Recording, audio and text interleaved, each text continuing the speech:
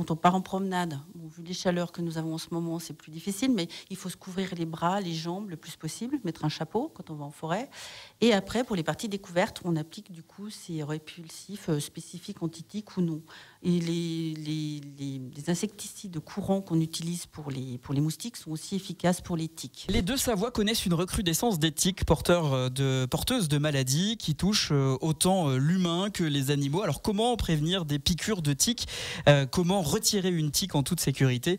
On part en guerre contre la tique avec Anne Sautron, docteur en pharmacie de la pharmacie de La Poste à Thiers, et Ludovic Cheneval, vétérinaire à Thiers. Bonjour à tous les deux. Bonjour. Bonjour. Bienvenue sur Radio Mont-Blanc. Docteur Cheneval, la tique, elle vient d'où ? Elle vient d'où ? C'est un acarien qui est omniprésent sur toute la surface de la planète. Il y a 800 espèces de tiques qui couvrent l'intégralité de la planète. Il y en a environ une quarantaine en France, d'accord ? Et avec 3 principales qui vivent et qui nous transmettent certaines maladies, à nous les hommes et aussi aux animaux. 3 principales variétés de tiques, c'est ça ? Oui, tout à fait. Ça veut dire que la tique de Haute-Savoie n'est pas la même, par exemple, que dans un autre coin de France, où en France, on a une tique bien spécifique. Voilà, tout à fait. Il y a 3 espèces qui sont représentées en France, avec une prédominance d'Ixodes pour les parties un petit peu alpines. Et puis, par exemple, dans le sud, on n'a pas l'Ixodes, on a Rhipicephalus, qui est une autre type de tique qui est plus adaptée au milieu aride, au milieu chaud. Où vit-elle ? Elle vit principalement à terre, dans le sol, dans les branches, dans l'humus principalement. Et à certaines périodes de son stade de développement, elle vient se mettre au bout des brindilles, à l'affût d'une bestiole qui pourrait passer ou d'une personne qui pourrait éventuellement se frotter aux branches et récolter les tiques qui sont à l'affût. C'est comme ça qu'elle s'accroche ou elle saute comme une puce peut sauter ? Elle ne saute absolument pas, elle se laisse tomber et elle s'accroche sur l'épiderme des mammifères ou des animaux qui peuvent se passer à proximité. Alors moi, des animaux, je peux comprendre, ils ont des poils. Alors les êtres humains peuvent avoir des poils aux jambes, mais quand on se retrouve avec une tique dans le dos, je veux dire par là, comment elle se retrouve là dans le dos aussi haut sur un être humain ? Eh bien, elle grimpe, d'accord ? Elle part de la base, si on l'attrape dans des herbes basses. Okay, elle se plante pas directement en fait ? Non, elle se plante pas directement, elle rampe sur la peau, d'accord ? Et elle va se nicher dans des endroits où la peau est assez fine pour qu'elle puisse rentrer son rostre et se nourrir. Ça touche bien sûr les animaux. On dit que la tique est porteuse de maladies. Anne Sautron, vous êtes docteur en pharmacie. Quelles sont les différences entre les maladies de la tique pour les humains et les animaux ? On reviendra avec vous et bien sûr docteur Cheneval dans un instant. C'est quoi la différence des maladies ? Il y a quoi comme maladie qui touche les humains ? Alors il y en a 3 principales. En fait, dans un premier temps, on se fait mordre par une tique. Soit on la retire tout de suite, rien ne se passe, donc il n'y a rien de spécifique à faire. Ou alors sinon, on peut développer un érythème migrant, c'est-à-dire qu'il y a une plaque rouge qui se développe, donc à surveiller quand on se fait mordre. Et alors ça, c'est la première forme. Dans ce cas-là, s'il y a une plaque rouge qui se développe, ça s'appelle la forme localisée de la maladie de Lyme, donc c'est vraiment qu'une plaque rouge. À ce moment-là, il faut consulter son médecin qui nous donnera un traitement antibiotique pendant 3 semaines. Tout se passe bien, on est guéri. La deuxième forme, en fait, c'est une forme disséminée, c'est-à-dire qu'il y a des plaques rouges qui se développent à distance de la piqûre. Et à ce moment-là, il peut y avoir d'autres formes avec de la fatigue, des douleurs articulaires, des troubles neurologiques. Donc à ce moment-là, pareil, on consulte son médecin. Ça apparaît entre 3 à 60 jours plus tard, suite à cette piqûre. Et enfin, la dernière forme, qui est beaucoup plus tardive. Et c'est plus difficile de mettre un diagnostic. Il peut y avoir des atteintes neurologiques, musculaires, articulaires. Diagnostic plus difficile à poser, plus éloigné. Voilà, ce sont les 3 formes. Il y en a une forme tout de suite au niveau de la piqûre, disséminée, c'est-à-dire qu'il y a des érythèmes qui se forment à distance de la piqûre avec de la fatigue, douleur articulaire. Et après, il peut y avoir aussi des atteintes neurologiques. Mais c'est plus tard et c'est beaucoup plus rare. On peut se soigner oui, est-ce que ça laisse c'est irrémédiable ? Moi, pardonnez-moi, mais quand j'entends maladie de Lyme, ça me fait pas rêver. C'est-à-dire que les symptômes, ils sont quand même... ça a l'air très grave, notamment chez l'humain et aussi chez les animaux. Alors, chez l'humain, le diagnostic est très difficile à poser parce que c'est des atteintes neurologiques, c'est pour ça que ça fait peur. Mais dans 99% des cas, on n'arrive jamais à ce cas-là.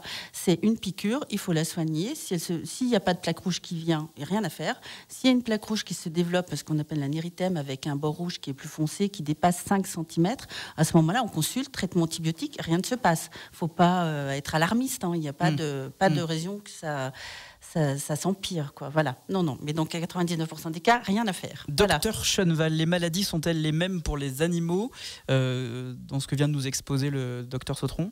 Elles sont un petit peu différentes. On a la maladie de Lyme, comme l'a expliqué le docteur Sautron, et on a également des maladies plus spécifiques des animaux, que sont la pyroplasmose, donc une maladie qui fait éclater les globules rouges de l'animal, d'accord.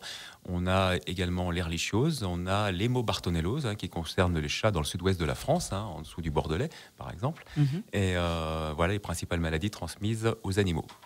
Juste, ces maladies, elles se transmettent comment? C'est via la bave de la tique? Ah, docteur Schoenval, il y a peut-être débat entre vous, c'est ça? Non, pas du tout. Il n'y a pas de débat. En fait, la tique, quand elle se fixe au niveau de l'homme, au niveau de la peau, c'est surtout, justement, comme Ludovic l'expliquait, c'était au niveau de la peau est fine. Elle a un rostre, ce qu'on appelle, c'est comme des pics qui se plantent dans la peau. Et en fait, elle régurgite. La tique, elle naît, elle est, ça serait plutôt de ta partie, mais elle est saine. En fait, elle attrape une bactérie qu'on appelle la borréliose en se fixant sur le gibier, les rongeurs, enfin tous les animaux qui peuvent se trouver dans la forêt, et elle s'infecte, et c'est en nous mordant qu'elle nous injecte cette maladie par la Borrelia, qui est une bactérie qui crée notamment la maladie de Lyme. Voilà. Vous êtes totalement d'accord avec ce que vient d'exposer votre consoeur? Totalement d'accord. Rien à rajouter. Anne Sautron, docteur en pharmacie, et Ludovic Schoenval, vétérinaire, invité jusqu'à 9h30. La tique, un fléau. Comment s'en prémunir? Les humains, mais aussi les animaux, peuvent être piqués, mordus donc par une tique. Je ne dis pas, vous avez dit être mordu par une tique.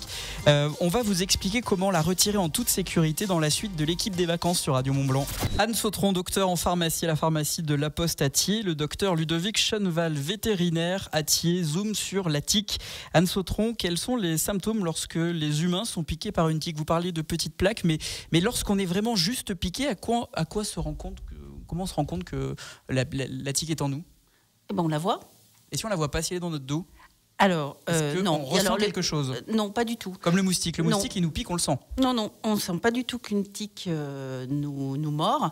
En fait, quand on revient de balade, il faut s'inspecter, regarder notamment... Alors, on en a de plus en plus au niveau du cuir chevelu. Donc, c'est vraiment, comme disait Ludovic Schoenval, c'est qu'elles doivent tomber des arbres parce qu'on en retire dans le cuir chevelu, au niveau du cou, du pli du cou. Dans le dos, c'est un peu plus rare, on ne sait pas pourquoi, mais parce que la peau est peut-être plus épaisse, elles se mettent quand même, elles mordent quand même où la peau est fine. C'est-à-dire au niveau... Quand on revient de balade, il faut s'inspecter, regarder si on n'en a pas une qui nous mord. Parce qu'il n'y a pas de signe vraiment... ça fait pas mal, en fait. On ne la sent pas. En fait, on la voit. Ça ne démange pas. Non, ça ne démange pas. Et même après, quand on l'enlève et qu'il y a une plaque rouge qui se développe, l'érythème ne démange pas. C'est une plaque rouge et ça ne démange pas. Vous venez de dire, on vient nous voir pour en retirer, par exemple, dans le cuir chevelu. Ça veut donc dire que si je suis mordu par une tique, je dois venir à la pharmacie? Pas spécifiquement, non, bien sûr que non. En fait, il faut essayer de la retirer vous-même à l'aide d'une pince à tique. On glisse le tire-tique sous le corps, on tourne et tout vient, la tête, le rostre, ça enlève les deux pics qui nous mordent et on désinfecte et c'est fini. On dévisse en fait. Voilà, exactement. Même procédé chez les animaux, docteur Schoenval?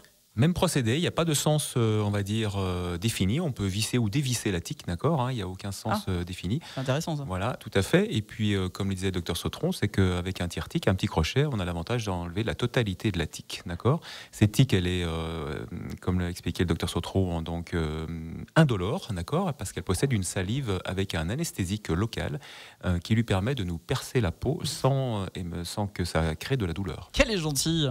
Non, alors vraiment... Elle est très douce. Elle est très très douce. Donc j'imagine que pareil pour le chien, il ne ressent rien. Il faut vraiment le brosser, l'inspecter, lui passer la main dans les poils pour sentir cette petite boule qui commence à naître quand elle est chargée de sang. Comme pour l'homme, donc il faut inspecter son chien après chaque balade en forêt ou en montagne ou dans les champs, d'accord. Et principalement, on a des tiques qui s'accrochent sur l'avant du chien, à l'endroit où la branche, l'épi ou quoi que ce soit frotte sur le chien, donc sur la tête, l'encolure, l'avant du chien, sous les pattes avant du chien. C'est là où elle s'accroche de manière préférentielle. Est-ce une fois qu'elle s'est gavée, elle tombe? Oui. Pas du tout.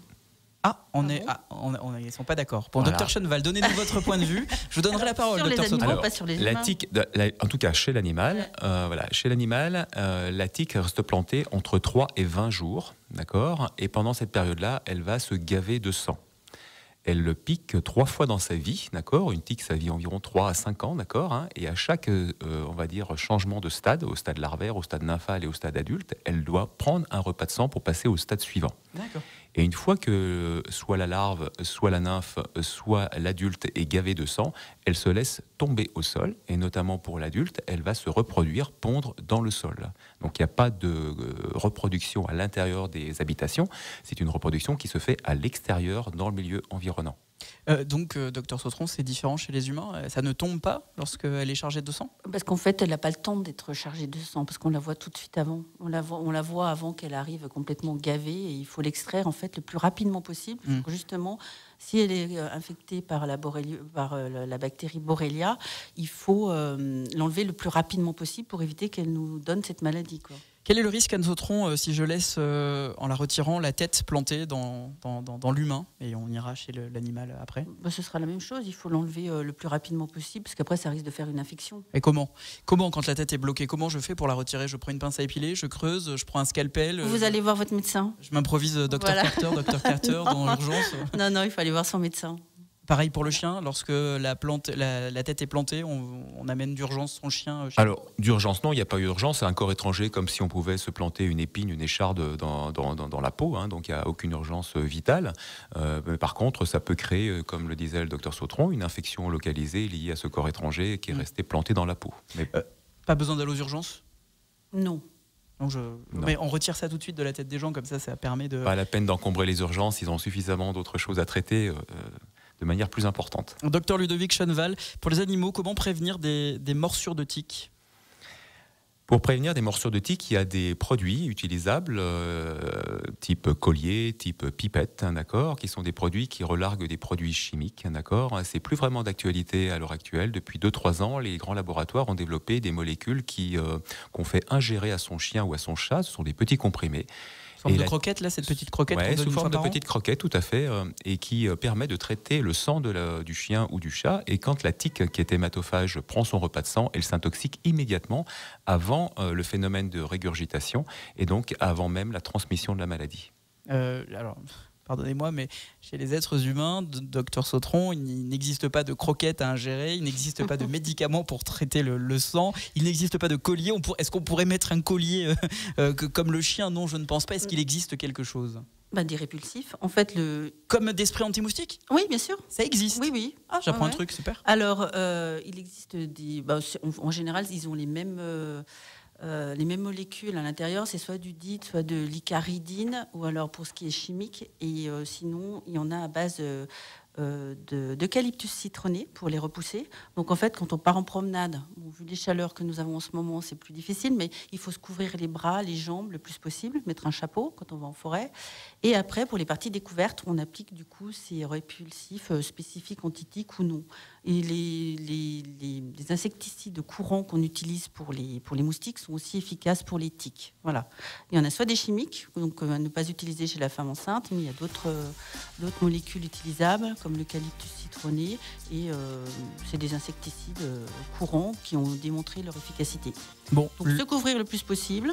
Oui. Et mettre sur les parties découvertes un insecticide. Voilà. Juste une petite précision sur ce que vous venez de dire, docteur Schoenwald, sur les colliers chimiques. Vous dites que ça ne se fait plus trop. On en trouve toujours quand même à la vente.